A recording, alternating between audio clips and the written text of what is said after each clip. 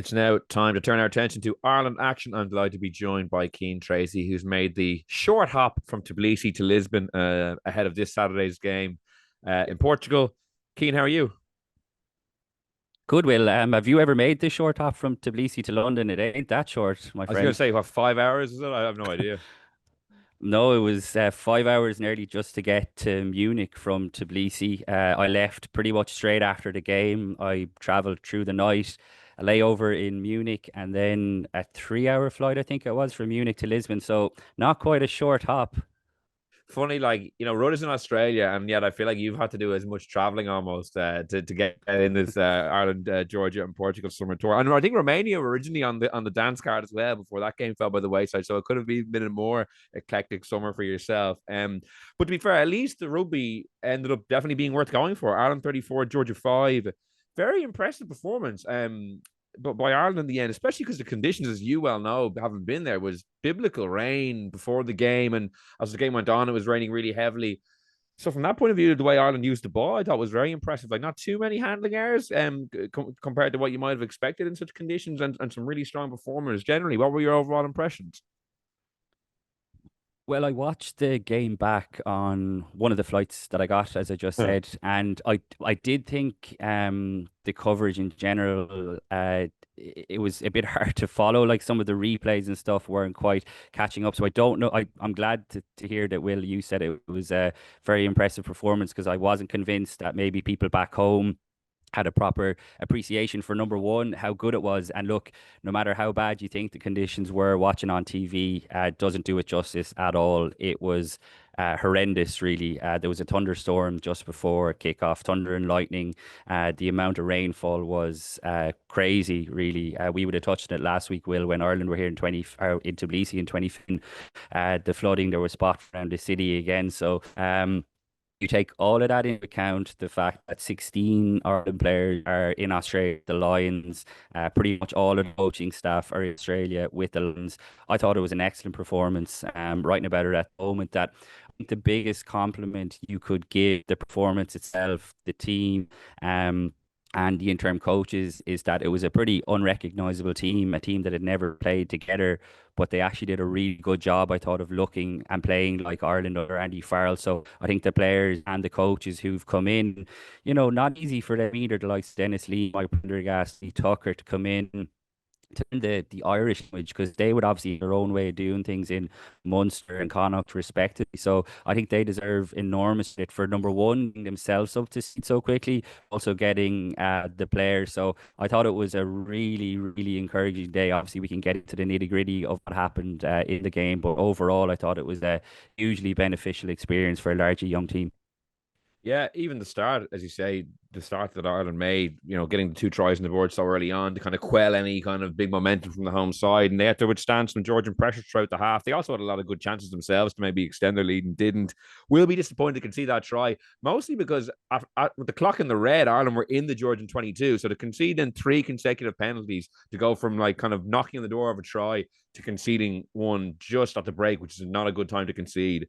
Won't Paul O'Connell and the coaches won't be happy with that. But then the start that they made to the second half, then to kill the game, I thought was very impressive. Ryan Baird, with that nice little offload, which is ironic because it was actually a very kind of similar roll the sleeves up performance from him that we'd seen towards the back end of the season. He was very disruptive in the tight, but also showing his kind of, I suppose, his dexterity there. And then they kind of were pretty comfortable then, I suppose, for the remainder. Who kind of stood out to you? Because I suppose the key thing going into the tour was at the end of it to come out of it with a handful of names that you'd be maybe confident playing potentially in November when the team reconvenes with the proper coaches and a more full schedule. So anyone in particular you were impressed by? Yeah, I thought the main leaders in the team were absolutely outstanding, really. Like you touched on it there, when Tommy O'Brien has that dream start by scoring after whatever it was, 97 seconds, and then adds a second try after 8 minutes. Certainly, when I was in the stadium, it had fallen like really quiet, and it looked like that. I want to get back and touch on the atmosphere in a sec, but it had fallen really quiet, and you were kind of thinking, God, Ireland could really hammer Georgia here, which in the grand scheme of things, I'm not sure how beneficial that would have been at all, really, if they had ran up a cricket score on them. So while I think you're right, Will, I think they were an element of being creators of not their downfall, obviously, because they went on to win, but they got very sloppy. I think when they look back in their review, today they'll be really frustrated that they didn't kill off the game earlier than they did in the second half, because Georgia just couldn't get out of their half for most of the first half. And like you said, it was a really well worth try from their point of view. They seemed to target the front of the maul, and get a bit of joy out of that in a few occasions. So O'Connell won't be happy with that, but in fairness, he had never delivered a team talk as the Ireland head coach, and whatever he said at halftime had the desired effect, because I thought the Craig Casey try, you touched on Ryan Baird's role in it, was one of the best Ireland tries I've seen in the last few years, if I'm being honest. I thought Gavin Coombs did outstanding, first of all, to win the scraps on the ground, then to throw a beautiful offload to Calvin Nash, who was playing out of position on the left wing, but I thought he was excellent when he came in for Jacob Stockdale. And then to find Ryan Baird, like you said, Will, it was so refreshing to see that. I don't think anyone doubted that he still has those big game breaking moments in his locker, but that he's rounded his game out. And I thought the composure that he showed to throw the offload to Craig Casey, who had ran a brilliant support line, it was a superb try, and it effectively killed off the game. It was interesting. Like, as I said, the weather was horrific, and I've no doubt that that had a negative effect in terms of maybe people who would supporters who had bought tickets and just didn't show up because it was so bad. Only one side of the stadium was covered. I'm not sure if you could see that on TV, so you were really exposed to the elements. And it wasn't quite the hostile bear pit that certainly I was hoping for, that I'd imagine the Ireland coaches. Now, again, they deserve credit because they scored the two early tries, but even still, there was a lot of empty seats around the ground.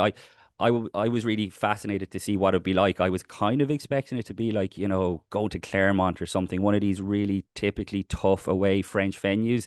And it never really kind of materialized into that, which was a little disappointing, I think, because we would have spoken last week, Will, about how important that game was for Georgia to put their best foot forward. They really want to be in the Six Nations, and while they showed flashes of what they're capable of, I was a little disappointed with them as a whole. And I think, like, not to take anything away from Ireland, like I said, they did brilliantly. But in terms of the other leaders, I thought Ryan Baird was outstanding. I think he had 3 line-out steals. His work on the defensive line-out is just, it's becoming like Peter O'Mahony-esque, which is one of the biggest compliments I think you could pay a player. He was outstanding, but it was his physicality. I was asking Paul O'Connell about it afterwards. It was his physicality in contact on both sides of the ball. If you look at the very opening kickoff, it's Ryan Baird who's hammering one of the Georgian players backwards. And if you look at the 81st minute, the last play of the game, there's a chip put through, and who is the one herring 50 meters almost from halfway? It's Ryan Baird.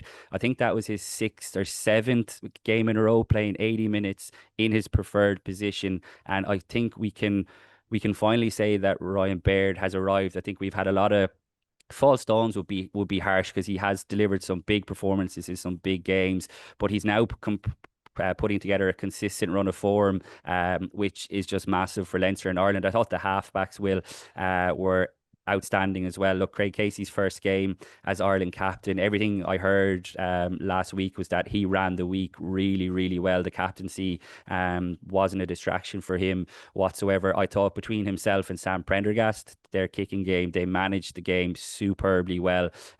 Prendergast, whose goal kicking had been a bit of an issue to tail end of the season for Leinster, to kick 6 out of 6, some very tough kicks. Like I said, in very difficult conditions. I thought his tactical kicking, obviously, it led to a couple of tries, but his aerial bombs as well gave Ireland a real chance to win balls back. You think of Jamie Osborne early on. So I thought the halfbacks, Ryan Baird, and like you could pick out a lot of guys. I was really impressed with Darren Murray in the second row. Thought he brought plenty of physicality. He was calling the line out, which is a big responsibility, when a guy who's never played for Ireland. Izuchuku was good, and the young front row, look, they didn't have it all their own way, but they will have learned so much from it. So I was just really impressed. Well, I know I'm going on, but really impressed across the board, I have to say. Yeah, I thought Jamie Osborne played really well. Also, still, I suppose, be interested to see where he fits in next season, like what position he ends up playing the most for Leinster predominantly, obviously. And then maybe if he gets a few Ireland opportunities as well. Yeah, I thought he had a good game too. Ryan Baird is, I agree with you. It is, I suppose, it's the biggest run of consistent form he's had. We've seen him play really well before. Like even he started the opening game of the Six Nations against England, and I know Peter O'Mahony maybe wasn't available at that point and did come back into the team. But the fact that like Bear didn't really take that chance, I think spoke to maybe that inconsistency that was maybe plaguing him a small bit. I think he's finished the season really, really strongly, as we discussed on this show. And that was an important night for him. And even the comments you discussed there that Paul O'Connell made after the game to you guys, post match, that's an important kind of step, just to get that affirmation from the guy who stepped in as the head coach and who's there and is a massive leader himself throughout his playing days. And it's important that he kind of brings his points of difference like those offloads, but marries that with the traditional work of a number six that you referred to, stealing line out, spoiling the opposition maul. He's so good on kickoffs as well. Like it's an underrated skill, being able to like use that pace to get up there and absolutely nail the man who catches the ball. So he has plenty of points of difference. And now that he's kind of marrying that with that kind of physical work in the tight, I think he's nailed on at number six for when they go to Chicago. Obviously, injuries permitting, and there's a whole new season to kick off, I guess. But for me, I think he's definitely there in that regard. Let's see a few other things that I've written down here. Jacob Stockdale, very disappointing for him. Like, I think Paul O'Connell mentioned it afterwards. The last 3 times he's played for Ireland, he's gotten 3 different injuries. Looked like he had damaged his shoulder.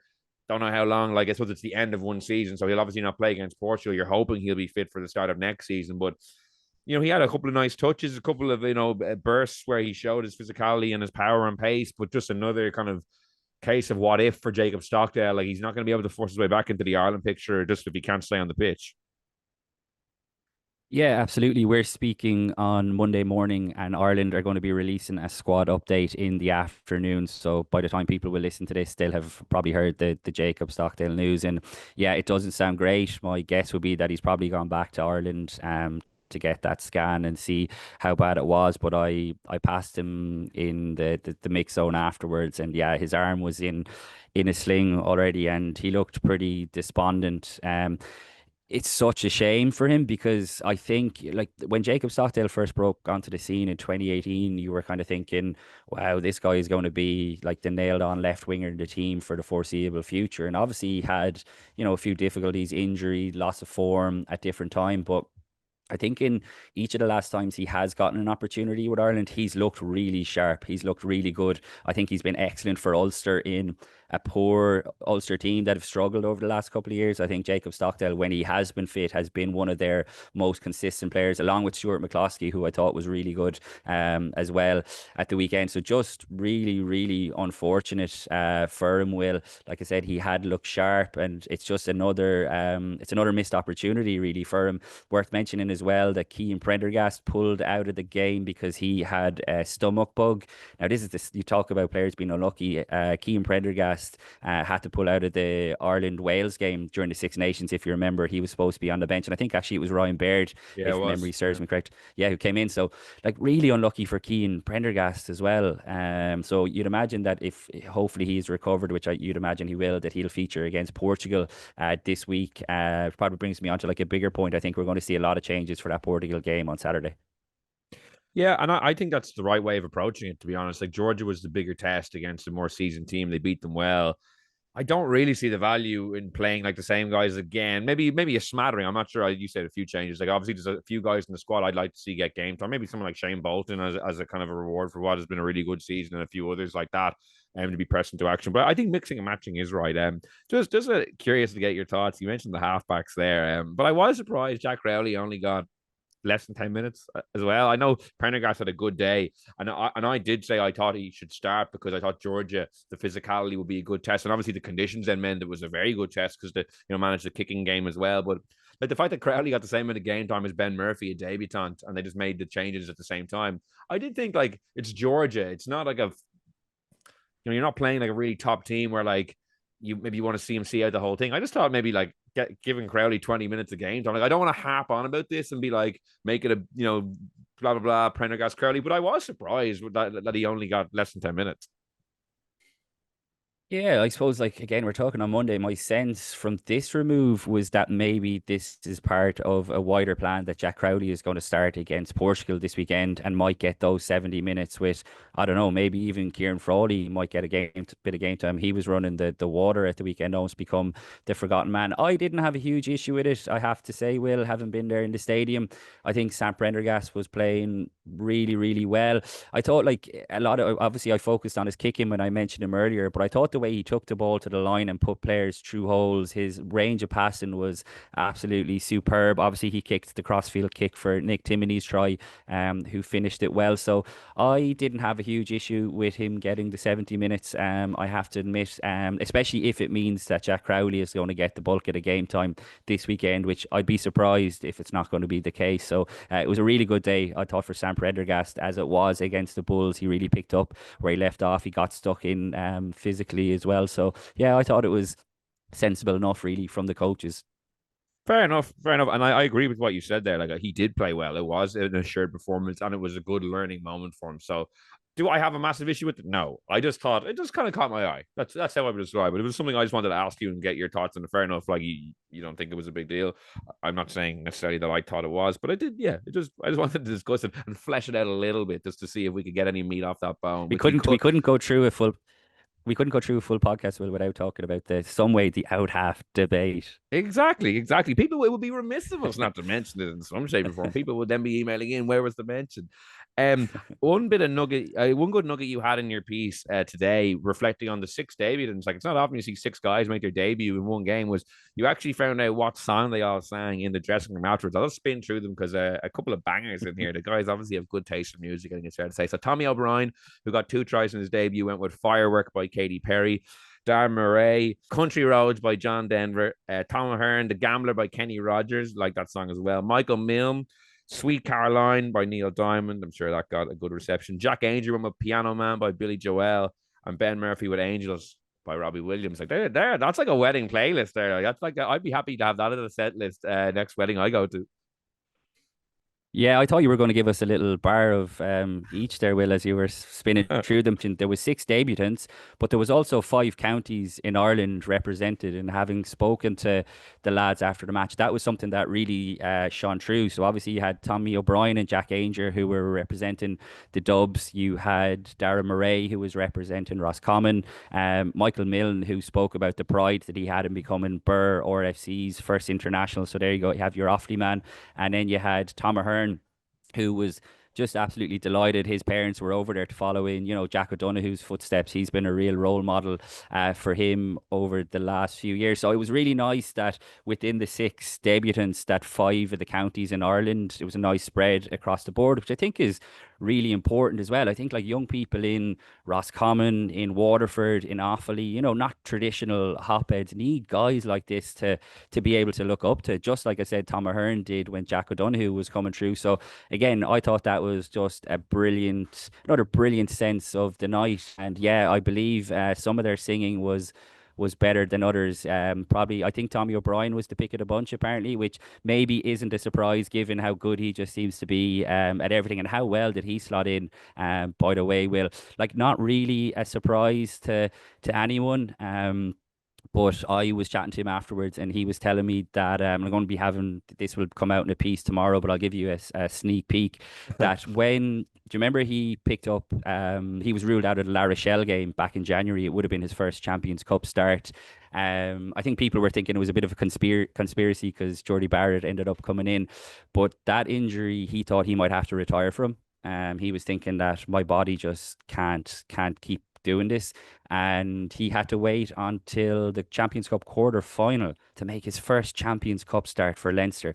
Like absolutely crazy when you consider how good this guy was when he first broke onto the scene with the 20s in 2017. So it was brilliant, I thought, to just see him slot seamlessly in. Now, he did say a couple of times, which was very interesting, that he brought this up on his own volition, that a few times defensively he clicked into Leinster mode because he's obviously one of the shooters within Jack Nienarber's blitz defence, and he had to kind of stop and check himself. He was crediting Jamie Osborne and Jimmy O'Brien for kind of communicating around him. But look, I kind of, it's not exactly a hot take, but this guy come November, you mentioned Ryan Baird being in the mix to face the All Blacks. But if Tommy O'Brien is fit, and I know Mac Hansen is a brilliant player, but I think Andy Farrell is going to relish working with Tommy O'Brien. I think it's going to be fascinating to see how he develops the sort of playmaking side of his game, because when he gets the ball, the pace, the power that he adds out wide, and his defense is just outstanding. So that was another huge positive as well. Yeah, like getting the two tries in the first 10 minutes, you could not ask for a better debut. That's something that I think Julian Sevilla started with a hat trick in his first ever game, I think. Uh, but he definitely made a big start. That's something that you don't usually see in Irish, winger getting his hands on the ball and getting two tries early doors in his career. So fair play to him for that. I'd like to see him get another chance against Portugal purely because the ball didn't go his way as much as you would have maybe hoped. As the game wore on. But I just thought when he did get the ball, he looked really, really sharp. So what do you think then for Portugal? Like, you're expecting a lot of changes. Like, what are some of the faces we might see this Saturday that we didn't see against Georgia? Do you think? Hard to get a gauge from this remove. Like I said, we're chatting on Monday. I did ask Paul O'Connell after the game on Saturday, and he was kind of keeping his cards close to his chest. But my sense is that we'll see a lot of new faces again. Mike Prendergast, before they left, had said that the idea was to give every player in the squad, there's 33 players now in the squad, with Scott Wilson having joined game time. So, look, I think Tom O'Toole probably would have featured last weekend, but he was unavailable for a selection due to an injury. You mentioned Shane Bolton. I'd be very surprised if we don't see him. There's got a couple of guys there who could get potential debuts. I'm thinking like the young hooker Stephen Smith, Scott Wilson from Ulster. I'm forgetting a couple as well, but there are a few guys who are still waiting for their debuts as well, and it would be the I think a really good time, Will, to put them in. Portugal were really good at the World Cup in 23, but they've gone backwards at a rate of knots since then. You touched on it that the Georgia game is definitely going to be the tougher of the two tests, and I think Ireland will be looking at this weekend as a chance to put a big score up on, like I said, a pretty poor Portuguese team. But in saying that, I don't know if we'll see 15 changes. I think Paul O'Connell and by dint Andy Farrell will want to see a bit of continuity there as well. So maybe you'll have like guys like, I thought Jamie O'Brien was very good at the weekend. Jamie Osborne, like you mentioned, would you play them to have some bit of experience around them? Calvin Nash maybe might get a start after playing so well. Paddy McCarthy is another guy, actually Joe's younger brother, who's here in the squad. So I think we'll see the bulk of the players in the 33-man squad getting some sort of game time, which I think is exactly the right thing to do, because when you think about when November rolls around, obviously they have 4 games, and there isn't, like, obviously there's a couple of games that like they might give guys runs and stuff, but then we're into the Six Nations and there's not a lot of scope. You're not going to get a chance, I suppose what I'm saying, to play a weakened Portuguese side to try and give these guys game time. So if you're not going to give them game time in a game like this, when are you? So I think that will be the plan. And yeah, I'd be really excited to see maybe even like Ben Murphy get a start, but that would mean potentially having a new captain. So they might stick with Craig Casey there again to have that bit of experience and continuity. And lastly, like obviously it was a big moment for Paul O'Connell. Not only, I suppose, the personal, I suppose, the glory of getting to coach your national team, but then also just stepping up with all the other coaches away, as you alluded to. Like, how do you think he fared across the week? How did you find, I was dealing with him in your removing the media? How do you think he kind of embraced the role of head coach, and how do you think he found it all? Yeah, like really impressed. I think every time you get to chat to Paul O'Connell or get to listen to what he says, he's gold, really, isn't he? Just the level of insight that he gives you. And in fairness, he is quite open and revealing in terms of what he wants from his players. And every time we were sitting under the coaching box, so we couldn't see it. But as I said, when I was watching it back, every time the camera panned to him, he looked really cool, calm, and collected. Not that it was a very stressful game, but I think that was reflected in the players. I think like the work he's done with a guy like Ryan Baird has just been outstanding. I don't think it's a coincidence that he's helped kind of round out those bits. A guy like Darren Murray, like I said, calling the line out at the weekend, that would have been sort of Paul O'Connell, one of his USPs anyway as a player. Like, imagine if you're a young guy getting to pick up information. So I thought overall the head coach responsibility sat very well with him. Like I said, clearly whatever he said at halftime had a massively positive effect, because that try, Craig Casey try after halftime and Sam Prendergast penalty shortly after that, effectively killed off the game. And like it's worth reiterating, Will, that he's the only member of Ireland's full-time coaching staff here. So while I mentioned the likes of Cully Tucker, Dennis Leamy, and Mike Prendergast coming in and getting up to speed, obviously O'Connell is the one that's kind of there, the glue that keeps it all together. Because if he hadn't been here, Will, and he was away with the Lions as well, then you're kind of going, what's the point here? Whereas whatever information that he sees behind the scenes is going to be fed back to Andy Farrell and the coaches, because that's one of the more tricky aspects, I think, of this. Because if you're a young player desperate to make an impression, you're kind of going, well, the head coach isn't even here, but you can be sure that how they're acting in around the camp, the stuff that we don't get to see, that the likes of Andy Pryor places a big importance on, you can be sure that O'Connell is watching their every move, and he's going to be feeding that back to Andy Farrell in November. So I think he's been great. He's always kept his cards close to his chest in terms of whether he does want to be a head coach going forward. I actually sat down with him a couple of months ago, and it was the strongest indication yet that he said, one day I might wake up and I might decide that I do want to be a head coach. So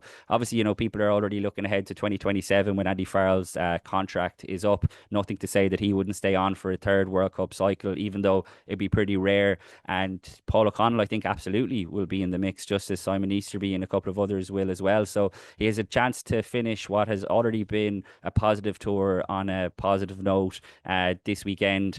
The Georgia game was the banana skin, and when the conditions were as bad as they were, it became an even bigger banana skin. Whereas, not that it's a free shot, not that it's a free shot, that would be a remiss of me to say, but the pressure is off, I think, to a certain degree this weekend. So that's why I would expect to see a lot of fresh faces. And hopefully, when we're chatting this time next week, we're reflecting on two good wins, loads of new caps, and all of a sudden, you're kind of feeling that when November rolls around, there's a buzz about Ireland again that was probably missing at the tail end of the Six Nations. Yeah, I think you summed it up well there. I thought the game on Saturday went about as well as you could have gone. Jacob Stockdale injury aside, which is obviously very disappointing for him. I just thought that, the leaders in the team that were kind of left behind, I thought, as you said, stepped up well. Six guys got new caps. They sang a few nice songs. And a lot of the young guys, the more unheralded guys, played well too. So I think everyone will be delighted with how that went. And as you say, be interested to see what team is picked for Portugal this weekend. And we'll catch up after the game. Cian, thanks so much for joining me. Cheers, Will.